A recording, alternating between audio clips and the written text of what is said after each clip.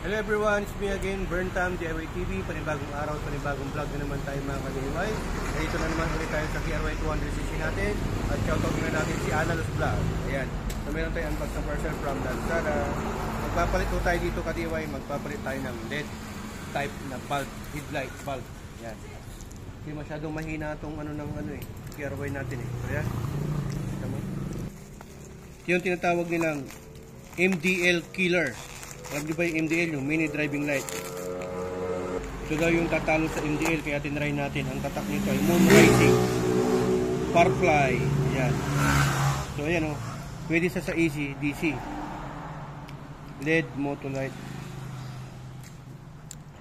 LED motorcycle headlight, 6,000 Kelvin. Yan po ang maganda. 6,000 lang po. Kasi yung mga 8,000, 10,000, 12,000, masyado ng yun, malakas. Kaya lang, pagka foggy o maulan, hindi po siya maliwanag, hindi po siya nakakakita. Ito lang po, balance 6,000. So, ayan, try natin. Pandalin ko muna to, papakita ko sa inyo yung stock bulb niya na halogen. Ayun na, di ba? Now,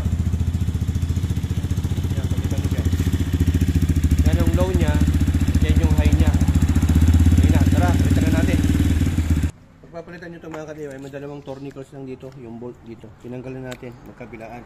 Tapos tanggalin nyo rin ito. Tapos, ganyan nyo, dito na yung headlight. Tapos, itutulak mo lang yan, pupush mo para matanggal ito. Yan, push nyo yan kasi may lock yan. So yan, makikita nyo, may spring din yan. Babalik natin yan mamaya, tatanggalin natin. Ganyan, tingnan natin kung ilang watts. Ito po yung stock bulb ng KRY 200, Shenyang brand. 35 watts, 12 volts.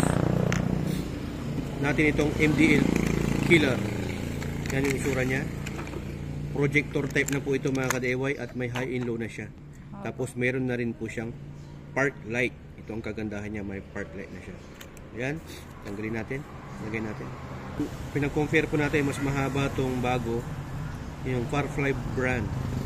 Maganda ho ang review nito. Nasa 20,000 na po yung bumili. Top po to na pabenta. Ayan, pag ilalagay nyo siya, sundan nyo yung guide, meron to ito dito, ganyan ho siya mga ka-DIY. T19 po ang nito, pag LED bulb, T19 yung code nya kung bibili kayo, hindi po siya H4, T19. Okay, yan, lalagyan natin, lagyan natin yung spring.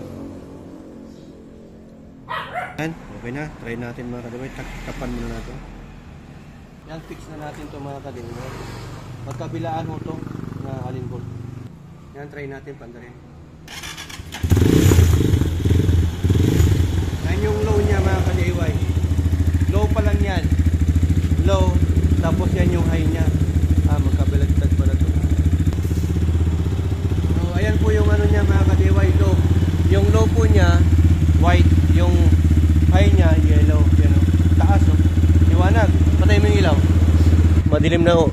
Nakapatay yung ilaw natin dito sa bahay. Yan yung low, yan yung high. Lakas. Diba? Para ka naka-MDL.